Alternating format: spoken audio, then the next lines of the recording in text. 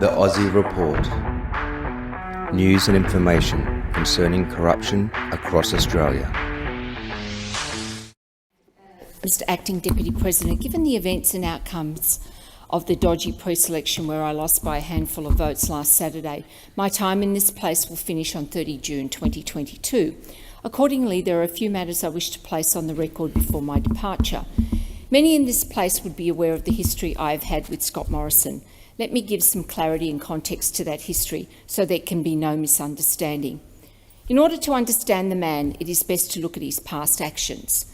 While professing to be a man of faith and claiming centre-right status, Morrison is a product of the left, having worked for Bruce Baird. He is adept at running with the foxes and hunting with the hounds, lacking the moral compass and having no conscience. His actions conflict with his portrayal as a man of faith. He has used his so-called faith as a marketing advantage. We learnt the leader of his Hillsong church group, Brian Houston, was a mentor to Morrison. Houston recently stood down as head of Hillsong because he was charged with sexual offences. It is noteworthy that in the past, Houston flew top cover for his pedophile father. When Morrison worked for Tourism Australia, he backstabbed his minister, Fran Bailey. Eventually, he was fired from the position. As State Director of the New South Wales Division of the Liberal Party, Morrison honed his manipulative skills when overseeing the Wentworth pre-selection to unseat Peter King. About 120 membership applications were rejected to help Turnbull get selected, the person Morrison ultimately backstabbed. Morrison might profess to be Christian, but there was nothing Christian about what was done to Michael Toke.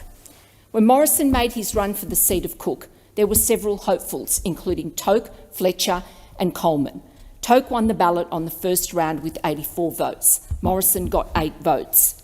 Having lost the ballot, Morrison and his cronies went to Sam Dastyari to get dirt on Toke, who had been in the Labor Party for a period of time whilst at university.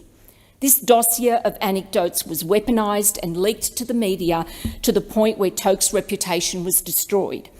I'm advised that there are several statutory declarations to attest to racial comments made by Morrison at the time that we can't have a Lebanese person in Cook. The state executive voted 12-11 not to endorse Toke and ordered a modified selection process. The only way that Toke could get political exoneration for a future run was to agree to put his numbers behind Morrison. Morrison met with David Clark and I and promised various things. Of course, he took our votes and never delivered. After the selection, Toke joined my staff. He subsequently also sued the newspapers for defamation. He won his cases, but this was cold comfort. Morrison, his cronies and the Liberal establishment in New South Wales had destroyed a good young man. I regret the day that Clark and I agreed to put Morrison into Cook.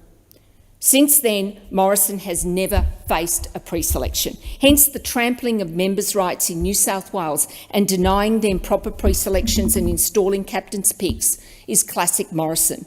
He and his consigliere Alex Hawke have deliberately contrived a crisis in New South Wales through a year of delays in not having selections.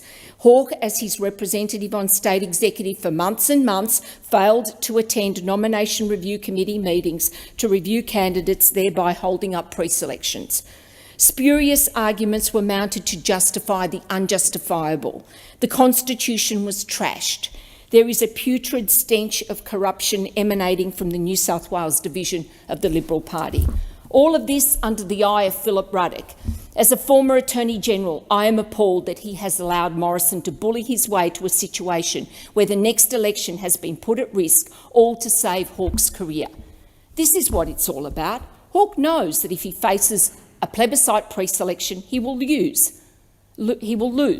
Morrison has railroaded federal executive into setting up a committee which not only endorsed Hawke, Lee and Zimmerman, but a second committee is now endorsing captain's picks in seats like Parramatta and Hughes that were scheduled for pre-selections this week. So what is the hold that Hawke has over Morrison? Good question, especially given Hawke's own corrupt antics in New South Wales.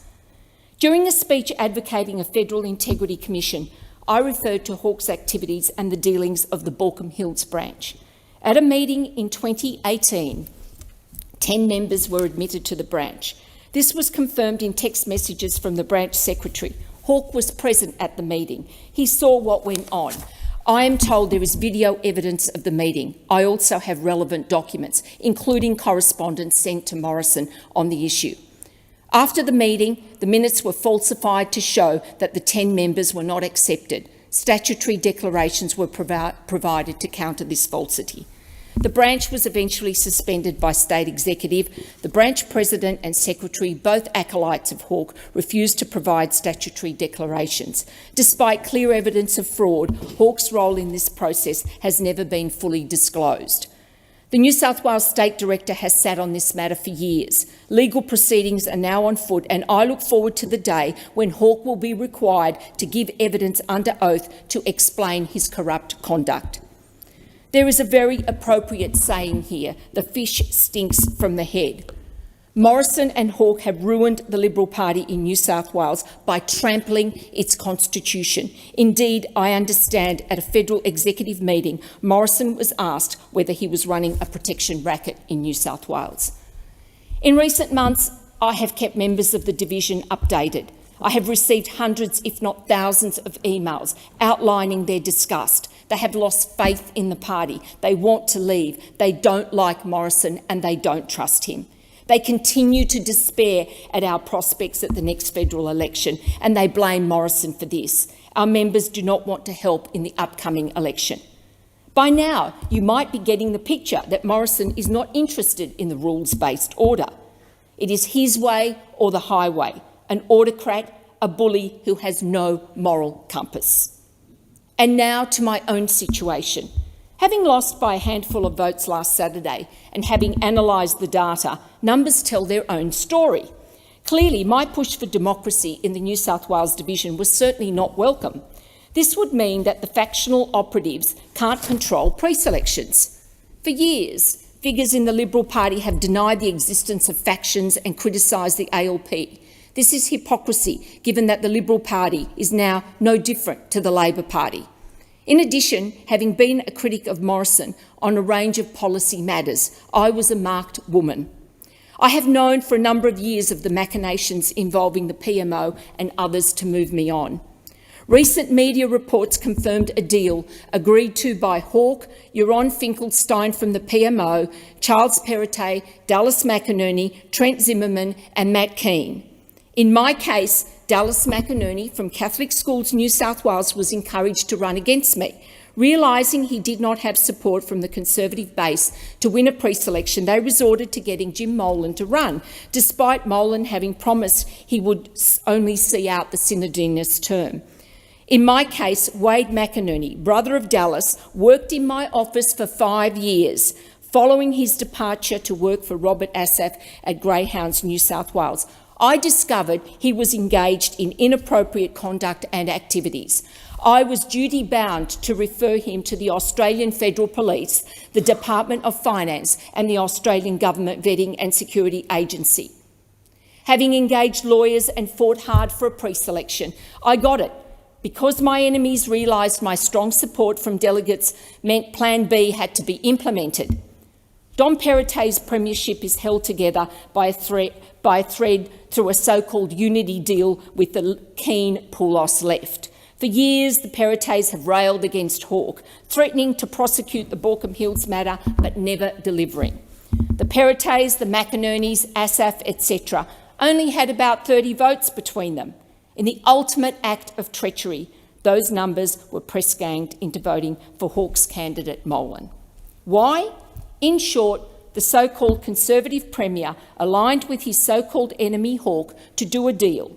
Morrison gets his captain's picks in federal seats and no state members jump ship to the federal arena, which would in turn have crippled the premiership of a supine and weak state leader.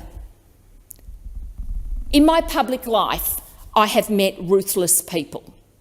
Morrison tops the list, followed closely by Hawke. Morrison is not fit to be Prime Minister, and Hawke certainly is not fit to be a minister.